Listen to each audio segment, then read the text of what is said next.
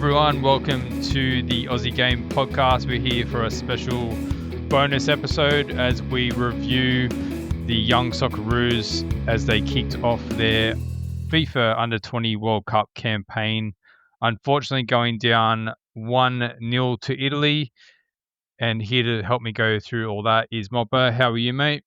Yeah, good, mate. Welcome, everyone. Great to review what was a good performance by the under-20s, but just getting beat by very tactical Italy in the opening game of the under-20s World Cup, and look forward to breaking it down. Yeah, I think maybe we'll just give a quick assessment of the game before we go into too much detail. I think generally we had lots of chances, certainly to get a result, if not a win. It was probably the chances missed that really cost us throughout the game. Did you feel the same? Yeah, look, big moments dictate the tempo and the tactical, awareness of a football team. And obviously with Italy getting that early penalty, 1-0, tactically, it definitely changed the game. It changed the momentum. Although we did have some great chances in the first half. And with us missing those first half chances, it really just allowed Italy in the second half to control the tempo of the game, which I thought was one of their big strengths. And they found some key killer passes and showed some great quality to find that right ball, which I think we played a little bit frustrated. Not so much in the first half, but definitely in the second half was a little bit disappointing. Second half, we really struggled to hold the ball. Our pass accuracy was only 78%, which is probably some of the lowest stats that we've had with the under-20s. But Italy were very hard to break down and defensively very disciplined. And it was a real good test for the Socceroos under-20s. And I think Italy just frustrated us and mentally broke us a little bit, and just by their experience and strength. But it was still a courageous and hard-working performance by the Socceroos under-20s. And as I said, those first half moments really changed the complexity of the game. And unfortunately, it didn't give us the lift that we needed if we would have finished one of them, and it would have put us on a different level. But I think when you're chasing against Italy, it's always going to be difficult. Yeah, certainly is. They're renowned for their defensive strength, Italian side. So let's go back and have a look at the starting lineup, mate. It was pretty much what we expected. A couple of things for me, which were surprising. I thought James Overy would be starting at right back, and Sarah got the nod there instead. And I thought that Pearman would start with Ocon Engsler in the midfield, but Reece Yuli came in and he performed really well, actually, Reece Yuli. Pearman came on late off the bench, but yeah, Yuli did really well in that starting lineup. But I think if we're talking about going deep into the tournament, we are going to have to rely on many of the bodies in the camp. So potentially just a bit of rotation to start with. And we do have that big game against Argentina coming up on Thursday as well. So any surprises in particular for you in the starting lineup, mate? Oh, look, 9 out of 11 started the Asia Cup final. That's pretty much says it all. You could have gone with either Pearman or, Yoli, like you said, but, they're both great players. Yeah, maybe James Overy, but he didn't play in the Asia Cup and he wasn't selected for the Asia Cup. So I think Trevor's just gone for what that Asia Cup team and rewarded Insera to slot in at right back there. I still think we'll see James Overy. So I think Australian fans would have loved to see James Overy, but it didn't work out. Trevor went that way, and look, did it make much difference? We'll never know now. But I think the starting 11 that we had played really well in that first half, and when we did make those subs in the second half, I thought it didn't work, and it didn't make us look any better. So look, everyone will get their opportunity with no doubt more games coming. So I think it was a strong, sound starting 11.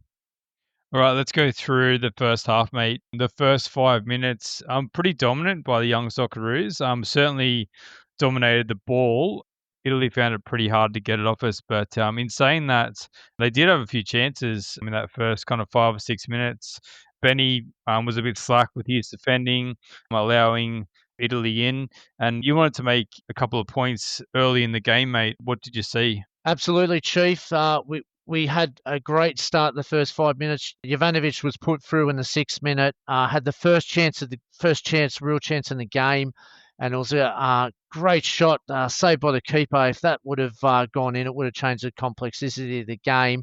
But bang, Italy straight back, in that early stages, and Italy put through a sensational through ball, world class, and our probably defenders for only probably one or two times in the game just got caught square, and then they were beaten for pace. And obviously everyone's seen the penalty, and it was dispatched well. He nearly got there too. He was so close to saving it, but it was bang in the corner. So we did have that early moment, and it was a missed opportunity, but it was a great through ball and run from Jovanovic to get a shot on target.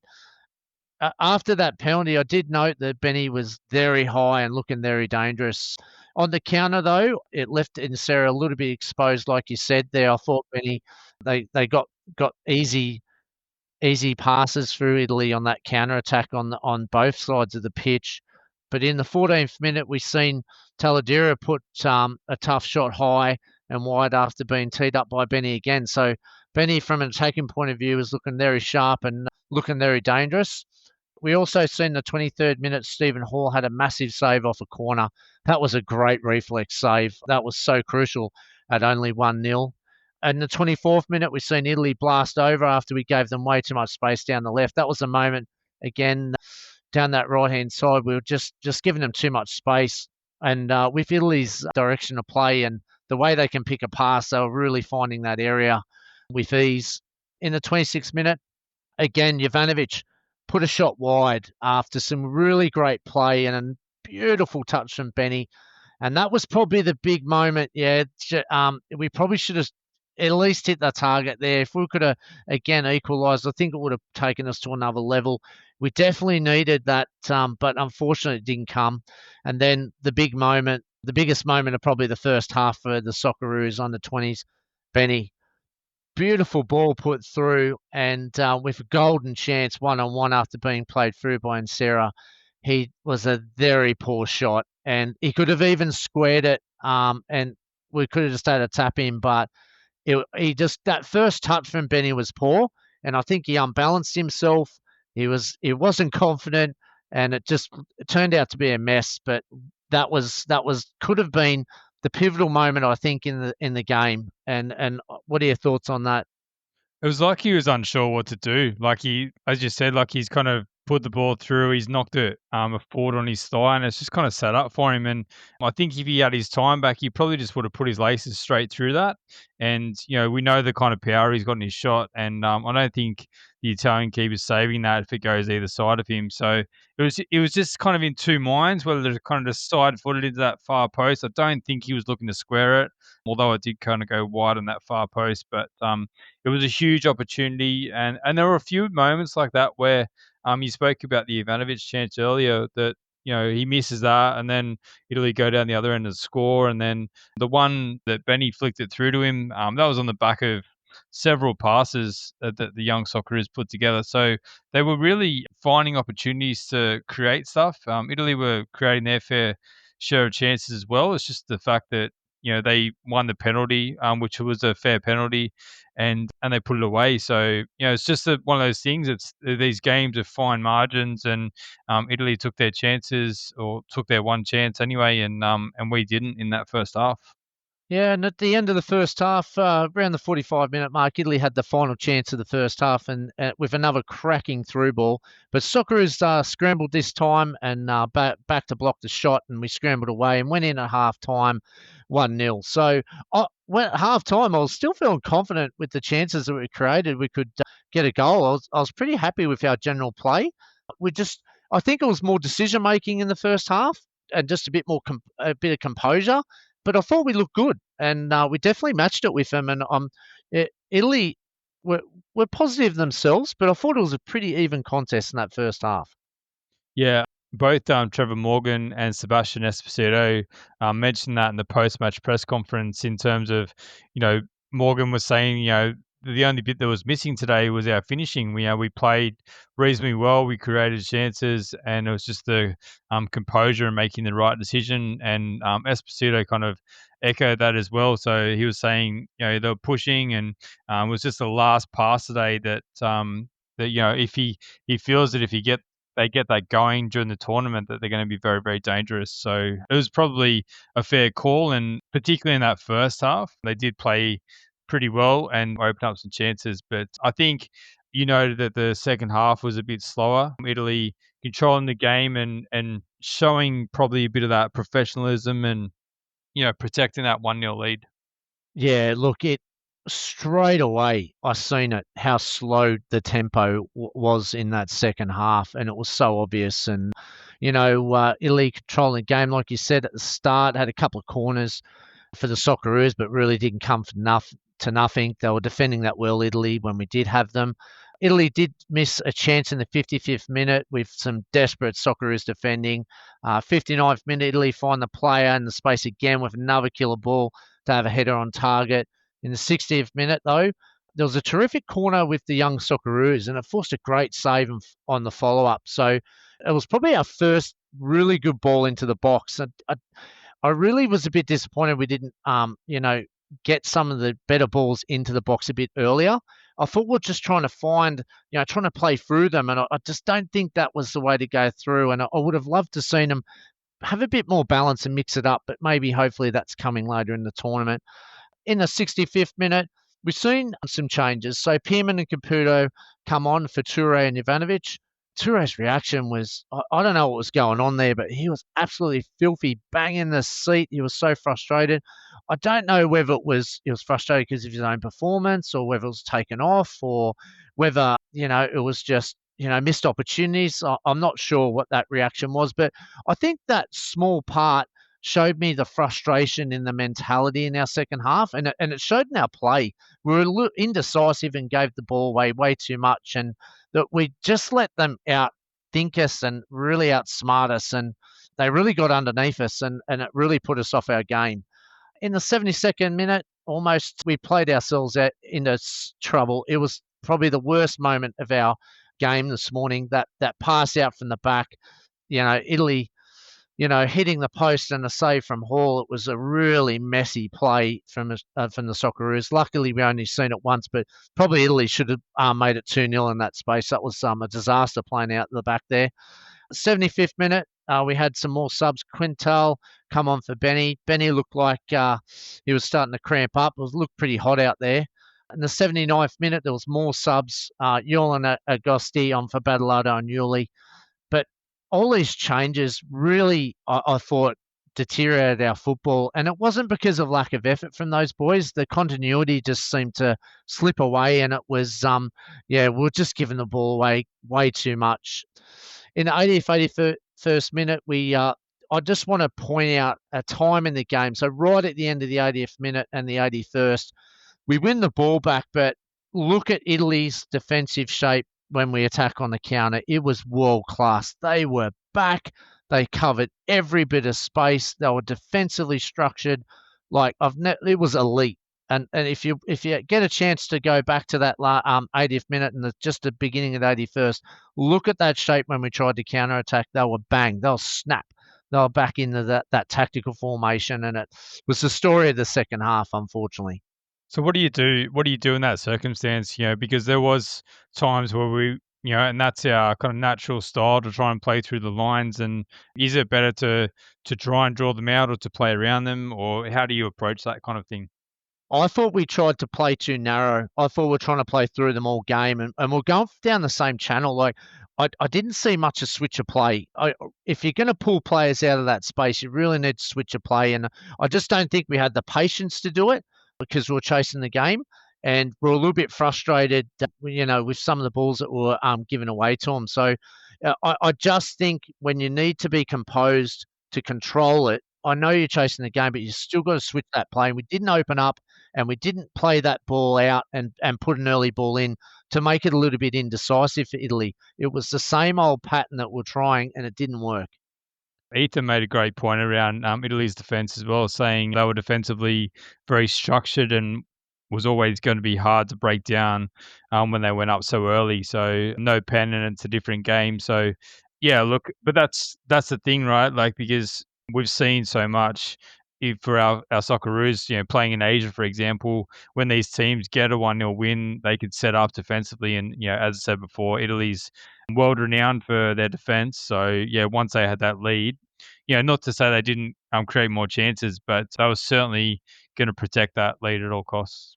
Oh, it's the moment. It's the momentum you have these big moments in these elite competitions. This is the best of the best, and tactically, yeah, they were sharp as. And it was a great comment that you just made there from Ethan. That was sensational. It is spot on. In the 84th minute, Johnny Yole had a shot from outside the box that skews wide. Wasn't a bad attempt. First shot for a while. As I said, we didn't really create much in that second half. And then 86th minute, Italy were through on goal after a great run, but shoots over. We were again a bit lucky there. 87th minute, Ocon, great ball into the box. Caputo couldn't get a clean strike though. It would be interesting if they didn't put the offside flag up. So That was my first thought as well. I thought he was offside, but no flag, but probably would have got checked. But anyway, it was yeah, the right play. Yeah, absolutely. It was a great ball, and unfortunately, it probably could have controlled it. He was in that much space, but unfortunately, just couldn't hit that volley first time. And Caputo then probably struggled to get into the game, didn't he, when he came on? it was the same with Pearman. Yeah, lots of just little niggly fouls, and you could tell both the centre backs, they got very frustrated at certain times during that second half as well. So you could see the frustration getting to a lot of players. You mentioned Toure there before, but yeah, so just an overall frustrating performance in that second half, and you could tell that it was coming out from the players in all kinds of different ways. Oh, it's a great learning curve. Don't get me wrong. Like, this is what they have to learn. This is like top level, and mentally, hopefully, they can take that learning out and put that in the second game. But in the closing minutes, mate, we'll just close it down. And Italy were doing all the professional plays to stop and start and slow the game down, giving away yellow cards, cramping, going dropping down.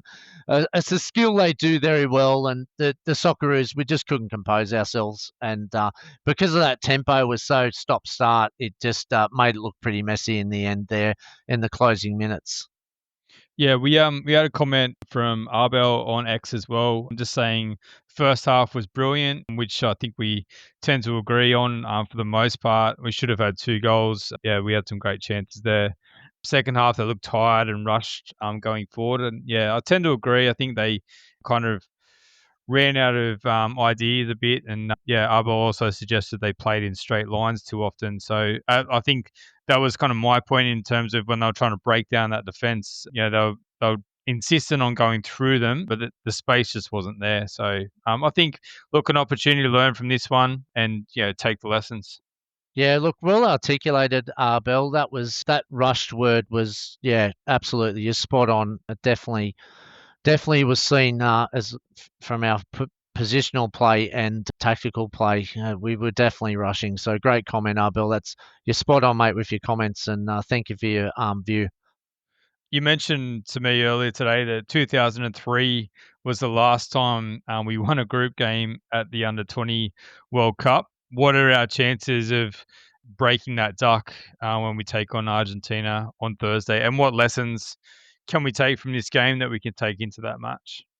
Oh, look, I think the lessons for me is, look, our football's pretty good. We're 47% possession. We're only just shaded. We had 10 shots, 4 on target. So that's all the positives. I think if we're going to take any lessons, we're going to have to learn mentally to, on the big stage.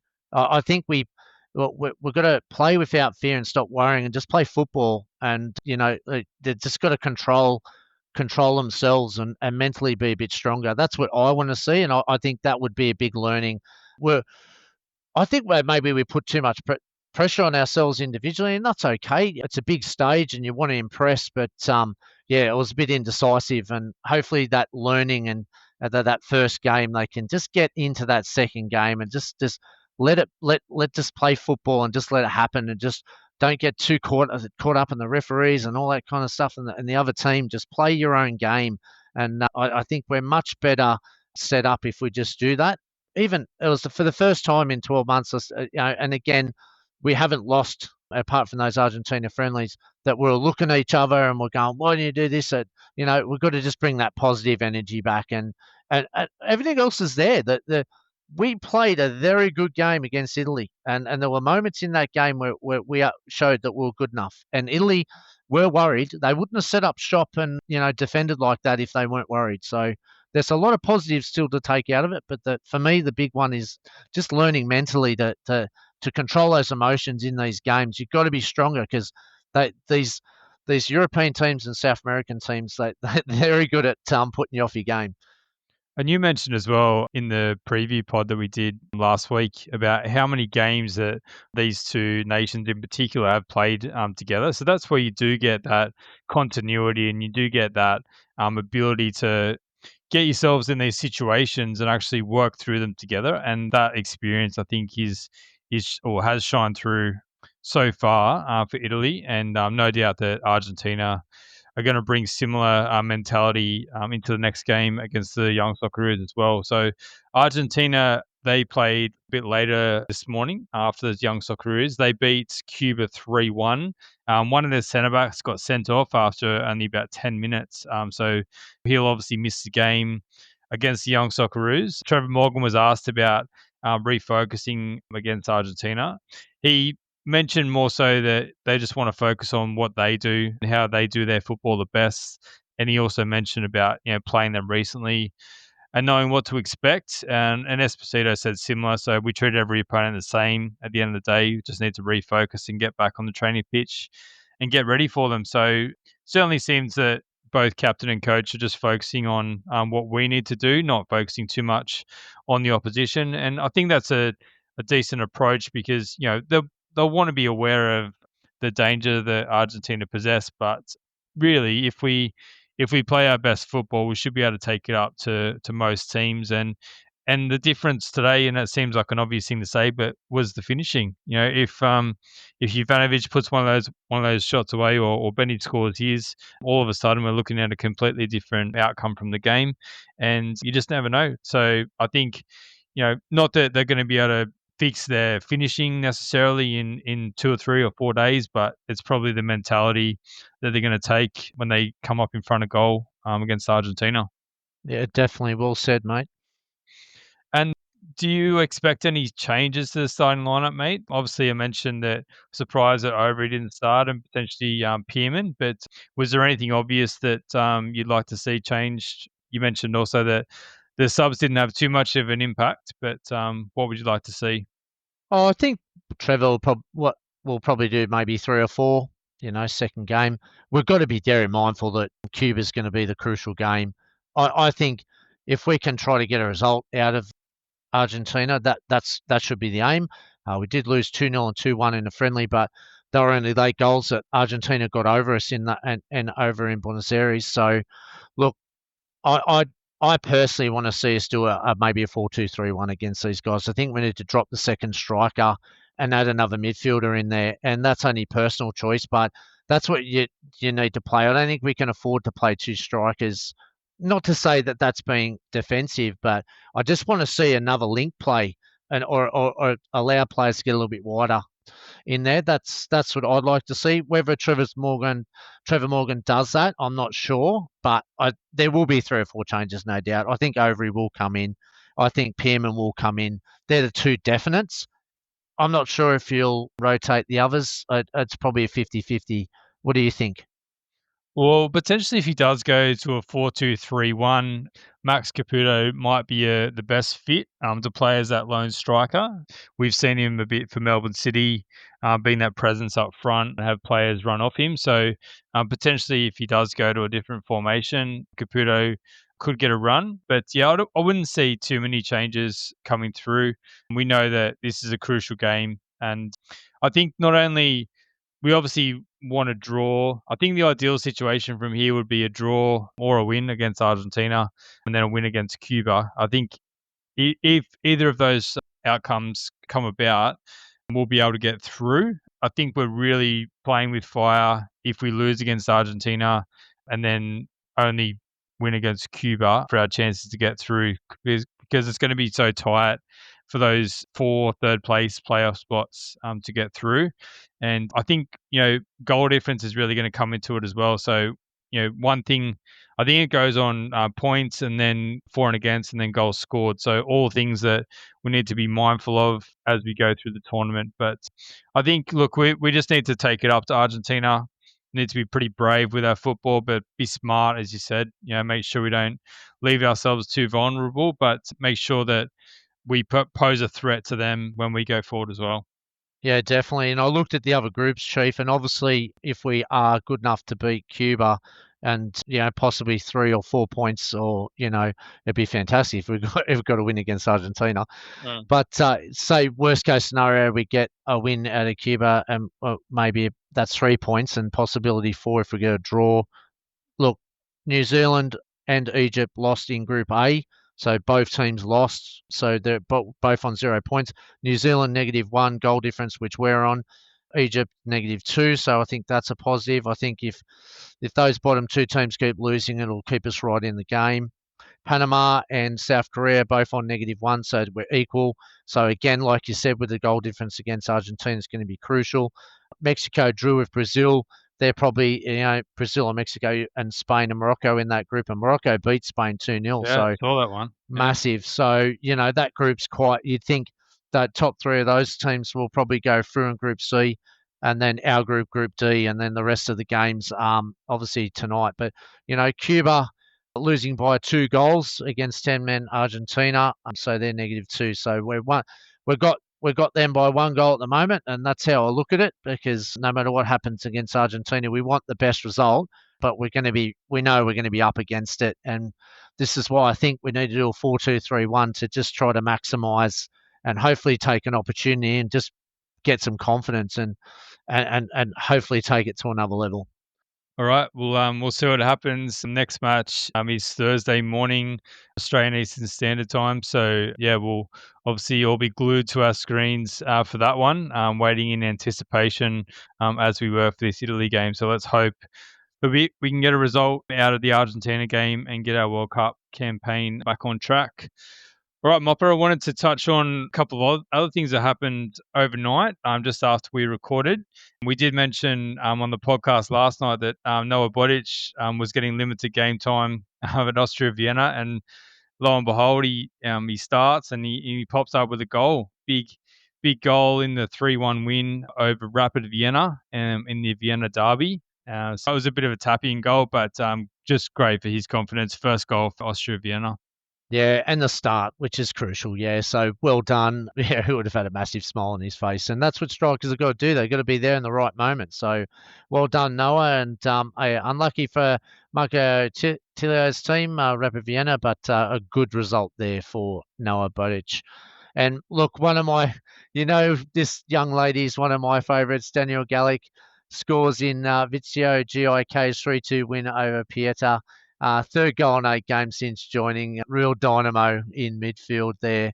Love seeing Daniela Galic, get amongst it. So well done. She's having a fantastic, start over to a European campaign. And probably everyone's Australia's favourite, Chief. Jordy Bos provides an assist for Feyenoord's winner as a 1-0 win to stay unbeaten for the season. Crazy some of the performances over there, as you mentioned, Daniela Galic. I saw plenty of people earlier today mentioning her for the Matildas, and I think she'll be a very good chance of making the next squad when the Matildas regroup. But even mentioning her in the same breath as Kyra Cooney-Cross, who we know is really struggling for game time at Arsenal. So yeah, 19-year-old Daniela Galic, certainly making some waves over there in Sweden. And then, yeah, of course, Jordy Bos. Can't believe he's only 22. That's absolutely crazy. Feels like he's been around a lot longer than that. I was just reminiscing earlier today about watching a goal of his when I went up to watch the Mariners, and he jinked down the left, cut back in on his right and put it far post. It feels like that was 5 years ago, but it mustn't have been. It must have only been 2 or 3. But yeah, just an unbelievable talent, and plenty of people mentioning that he may not be at Feyenoord for very long. Maybe some desperate Premier League clubs will come knocking in January. So who knows?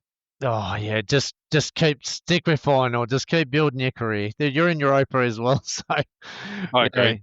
Yeah, bide your time. get your football 1 or 2 years under your belt, and then get over there. We've seen many early moves go the wrong way, so but we're just super excited to see him back after a long injury layoff last season. Yeah, absolutely, mate. Completely agree. Yeah, that was probably the highlights. There was plenty of other Aussies in action, but we just picked out a couple that we thought we'd mention on this special bonus episode of the podcast. So that'll probably do us for tonight, mate. We're going to be back on Thursday after the Argentina game to do a review of that game. So let's hope that the Young Socceroos can get a positive result and the World Cup campaign is still alive and well. Yeah, look, I'm sure that we had such high expectations, but I thought that those expectations were still met. A couple of things to work out, but we've lost 1-0 to Italy in a penalty at a World Cup too, 2006.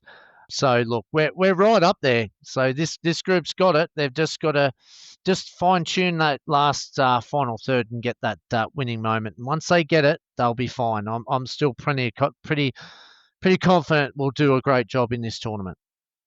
All right, mate. That's going to do us. Thanks, everyone, for listening to this special bonus episode. As mentioned, we'll be back on Thursday to discuss everything that's happening for the Young Socceroos when they take on Argentina. So we hope you can join us then.